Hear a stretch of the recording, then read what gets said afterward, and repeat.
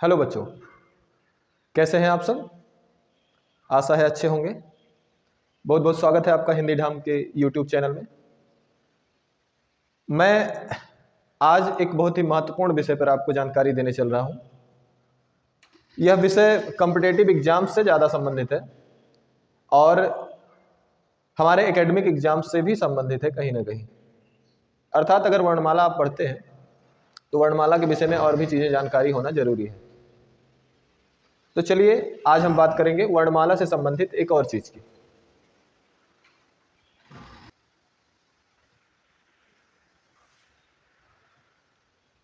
वर्णमाला के अंतर्गत एक ऐसी चीज हम पढ़ते हैं जो कि हिंदी व्याकरण में बहुत मायने रखती है, खासकर कॉम्पिटिटिव एग्जाम्स के लिए बहुत ही ज़्यादा उपयोगी है। हो सकता है आप लोग इस टॉपिक के बारे में पहले से पढ़ चुके हों, या अगर नहीं पढ़ चुके होंगे या नहीं जानते होंगे तो आज की वीडियो बहुत ही इंटरेस्टिंग होने वाली है। तो चलिए दोस्तों, क्लास स्टार्ट करते हैं। तो आज का जो हमारा टॉपिक है वो है घोष अघोष। घोष अघोष ये पहला टॉपिक हमारा आज का है। और दूसरा हमारा टॉपिक है अल्प प्राण महाप्राण। घोष अघोष और अल्प प्राण महाप्राण। अब जब घोष और अघोष की हम बात करते हैं तो घोष और अघोष है क्या? क्या आपने पहले इन चीजों का नाम सुना है? क्या इस अवधारणा से आप परिचित हैं? यदि नहीं है तो आज की वीडियो में आपके सारे कंफ्यूजन्स क्लियर होने वाले हैं। चलिए बात करते हैं सबसे पहले घोष वर्णों की कि घोष वर्ण है क्या।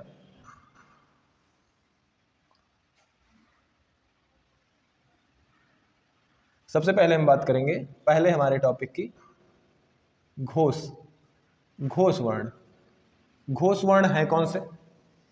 तो घोष वर्णों को जानने से पहले हमें यह जानना होगा कि घोष वर्ण कहते किसे हैं।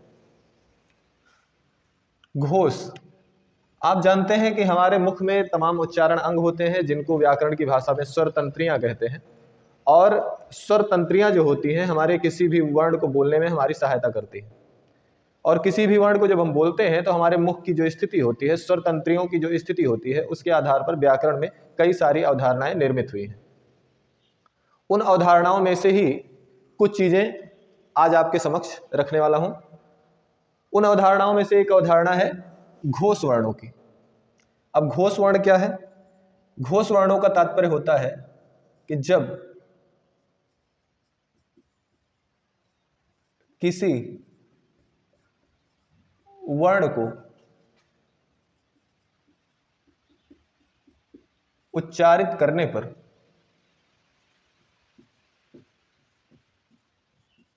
हमारी स्वर तंत्रियों में, स्वर तंत्रियां अर्थात उच्चारण अंग,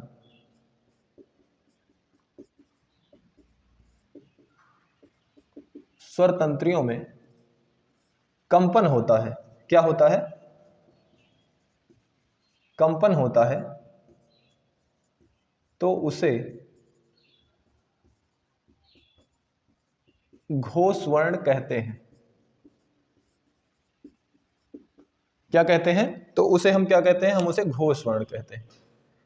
आप सिंपली समझ सकते हैं कि घोष अर्थात स्वर तंत्रियों में कंपन। जब स्वर तंत्रियों में कंपन होगा जिस वर्ण को बोलते हुए, वो वर्ण घोष वर्ण कहलाएगा। वो वर्ण घोष वर्ण कहलाएगा जिसको बोलने में हमारी स्वर तंत्रियों में कंपन होता है। अब जो घोष वर्ण हैं वो कौन कौन से हैं? तो सबसे पहले घोष वर्ण जितने भी हैं उनमें सभी स्वर हैं। सभी स्वर। इसके उदाहरण में कौन कौन से वर्ण आते हैं? तो सभी स्वर आते हैं। सभी स्वर। इसके बाद और कौन कौन से वर्ण आते हैं? तो आते हैं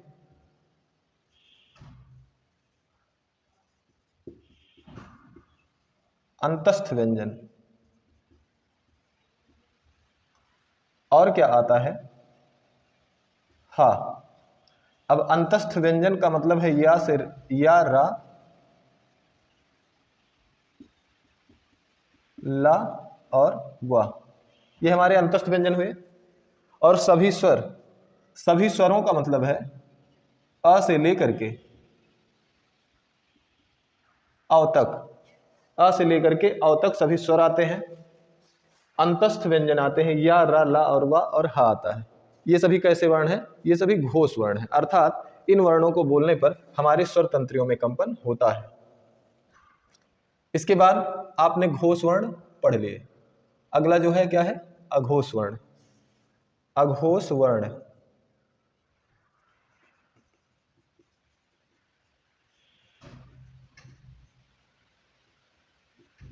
अघोष वर्ण। अब अघोष वर्ण क्या है? जैसा कि नाम से स्पष्ट है, घोष और अघोष। अच्छा, एक बात और जानिए कि इसी को सघोष भी कहते हैं। इसी घोष वर्ण को सघोष भी कहते हैं। सघोष का मतलब जिसमें झंकृति हो, हमारे उच्चारण अंगों में, स्वर तंत्रियों में जिस वर्ण को बोलते समय झंकृति हो, ऐसे वर्ण सघोष या घोष कहलाते हैं।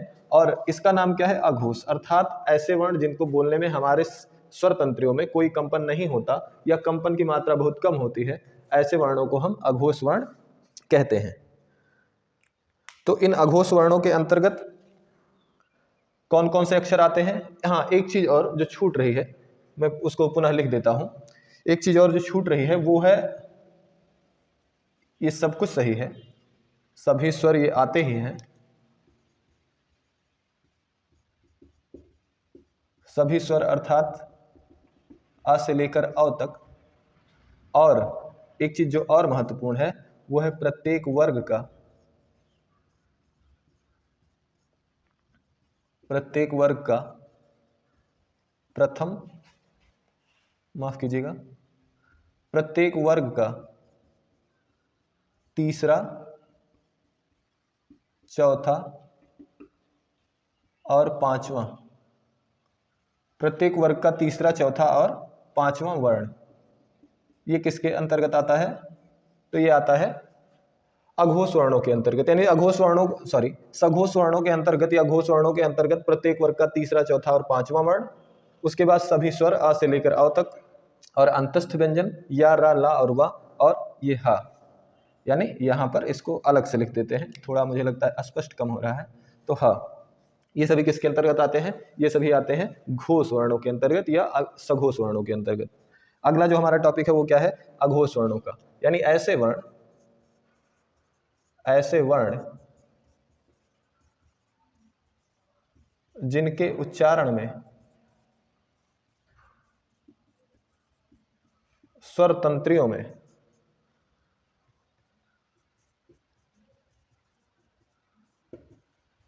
स्वर तंत्रियों में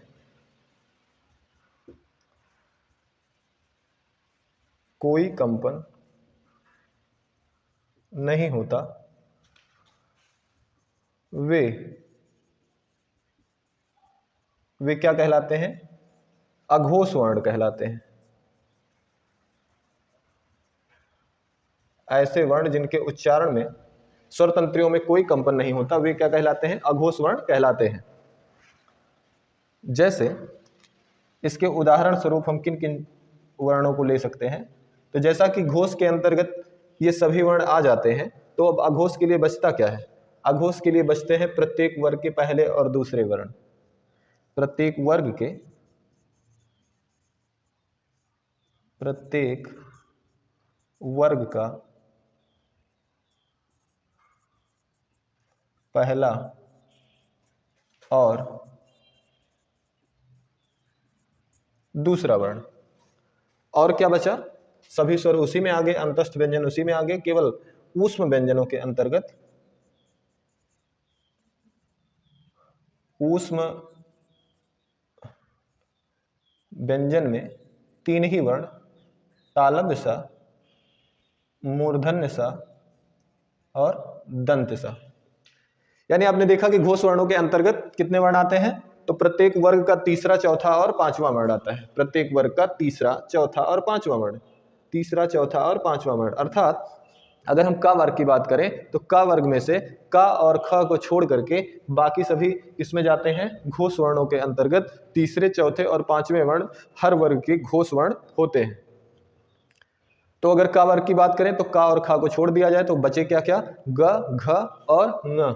ये सभी किसमें जाएंगे? ये घोष वर्णों। बाद क्या बात आती है कि सभी स्वर, सभी स्वरों का मतलब क्या हुआ कि अ, आ, ई, उ, ऊ, री, ए, ऐ, ओ और औ, ये सभी स्वर किस में माने जाते हैं?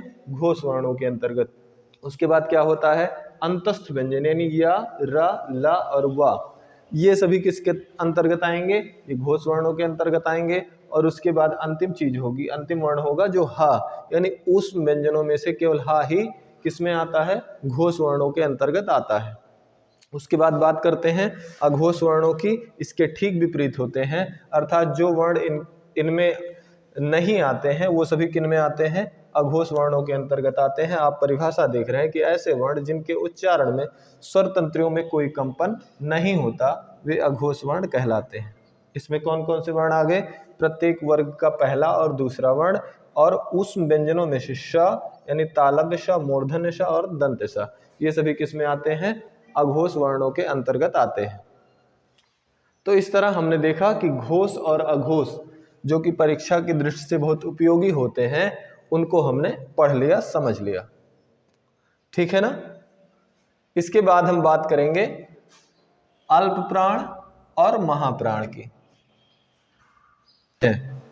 तो चलिए देखते हैं, जैसा कि नाम से भी आप स्पष्ट कर सकते हैं कि अल्प और प्राण, अल्प और प्राण, ठीक है। अल्प माने कम या थोड़ा, और प्राण का मतलब प्राण वायु। इसका मतलब ये हुआ कि ऐसे वर्ण जिनको बोलने में हमारे मुख से कम वायु बाहर निकलती है। आप जानते हैं किसी भी वर्ण को बोलने के लिए हमारे मुख से वायु का निकलना जरूरी है। हमारे मुख से जब हवा निकलती है बाहर और स्वर तंत्रियों से टकराती है, उच्चारण अंगों से टकराती है और उनसे घर्षण करती हुई जब बाहर निकल जाती है, तभी हम किसी वर्ण का उच्चारण कर पाते हैं। तो अल्प प्राण अर्थात जब हमारे मुख से कम वायु निकले, अर्थात जब हमारे मुख से कम वायु निकले, ऐसे वर्ण क्या कहलाते हैं? अल्प प्राण कहलाते हैं। इनकी परिभाषा के रूप में हम लिख सकते हैं कि ऐसे वर्ण, कैसे वर्ण? ऐसे वर्ण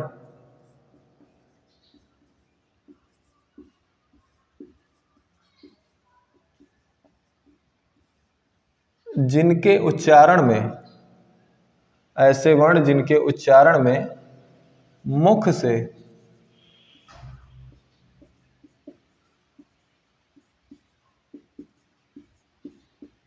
कम वायु निकलती है। मुख से वायु का निकलना तो आवश्यक है। अब कम निकले या ज्यादा निकले, अगर एकदम नहीं निकलती है तो हम बोल ही नहीं पाते हैं। लेकिन मुख से वायु का निकलना जरूरी है किसी भी वर्ण के उच्चारण के लिए, तभी हम बोल पाते हैं। तो कम वायु निकलती है, ऐसे वर्ण जिनके उच्चारण में मुख से कम वायु निकलती है, वे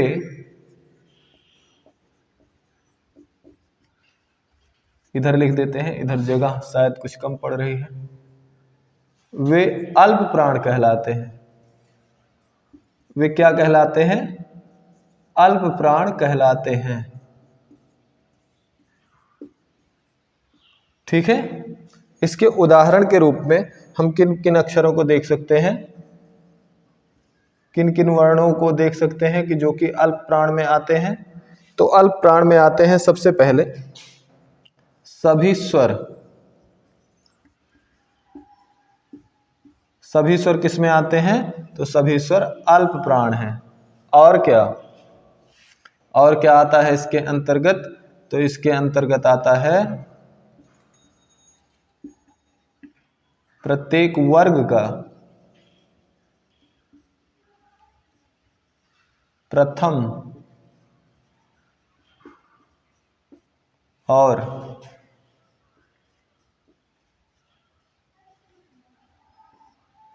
प्रथम और तृतीय वर्ण।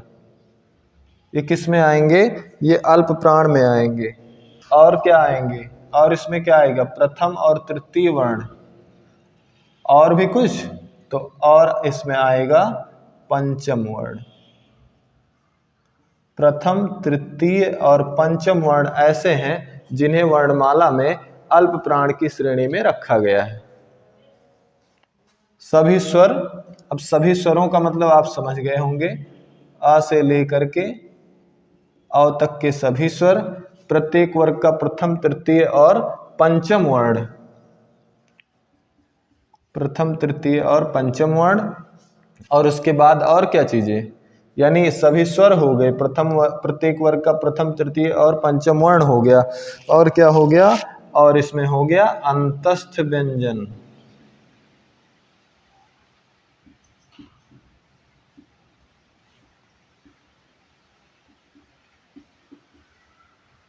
अंतस्थ व्यंजन अर्थात या, रा, ला और वा, ये सभी किसमें आए, ये सभी आए अल्प प्राण के अंतर्गत। पंचम वर्ण, तृतीय वर्ण और प्रथम वर्ण और सभी स्वर और अंतस्थ व्यंजन किसके उदाहरण हैं, ये सभी अल्प प्राण के उदाहरण हैं। ये तो हो गई बात अल्प प्राण की। अब बात करते हैं महाप्राण की। नाम से भी आप जान सकते हैं, क्या लिखा है, लिखा है यहां पर महा और प्राण। जैसे अल्प का मतलब कम होता है, वैसे महा का मतलब अधिक होता है। अर्थात जब किसी वर्ण को हम बोलते हैं और हमारे मुख से अधिक वायु निर्गत होती है, जब किसी वर्ण को हम बोलते हैं और हमारे मुख से अधिक वायु निर्गत होती है, तो उसे हम क्या कहते हैं, महाप्राण वर्ण कहते हैं। अब महाप्राण वर्णों के अंतर्गत क्या क्या चीजें आती हैं, इसको देखने से पहले हम परिभाषा देख लेते हैं। क्या है परिभाषा इसकी, ऐसे वर्ण जिनके उच्चारण में,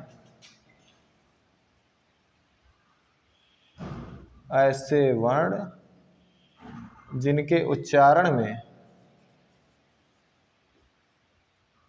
मुख से अधिक वायु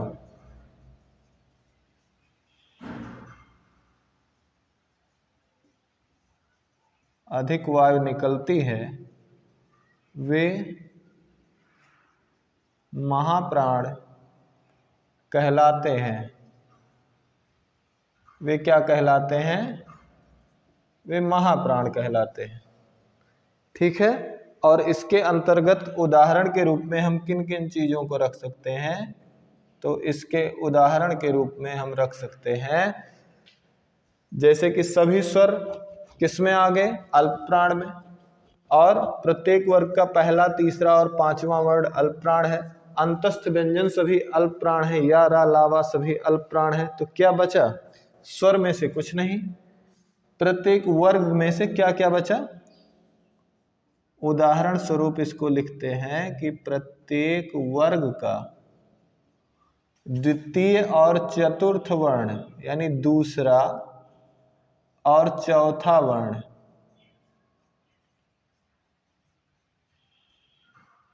द्वितीय और चतुर्थ वर्ण यानी दूसरा और चौथा वर्ण, और क्या बचते हैं, और बचते हैं ऊष्म व्यंजन। क्या बचते हैं, ऊष्म व्यंजन। ऊष्म व्यंजन अर्थात श, श, सा और हा, यानी तालव्य श, मूर्धन्य श, दंत श और हा। तो आज हमने सीखा कि घोष और अघोष क्या है, अल्प प्राण और महाप्राण क्या है। एक बार फिर से देख लेते हैं। घोष वर्णों के अंतर्गत प्रत्येक वर्ग का तीसरा वर्ण, चौथा वर्ण और पांचवा वर्ण आता है। ठीक है। सभी स्वर आते हैं, सभी स्वर, और अंतस्थ व्यंजन आते हैं, या, रा, ला और वा, और अंत में क्या आता है, हा। ये सभी किसके अंतर्गत आते हैं, ये सभी आते हैं घोष वर्णों के अंतर्गत, और जिनका दूसरा नाम सघोष भी है। अघोष वर्णों के अंतर्गत क्या क्या चीजें आती हैं, तो अघोष वर्णों में प्रत्येक वर्ग का पहला और दूसरा वर्ण आता है, पहला और दूसरा वर्ण।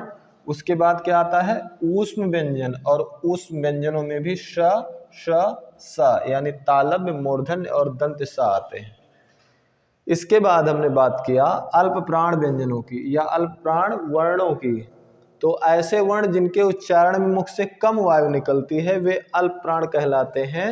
और इसके उदाहरण स्वरूप हम लिखते हैं सभी स्वरों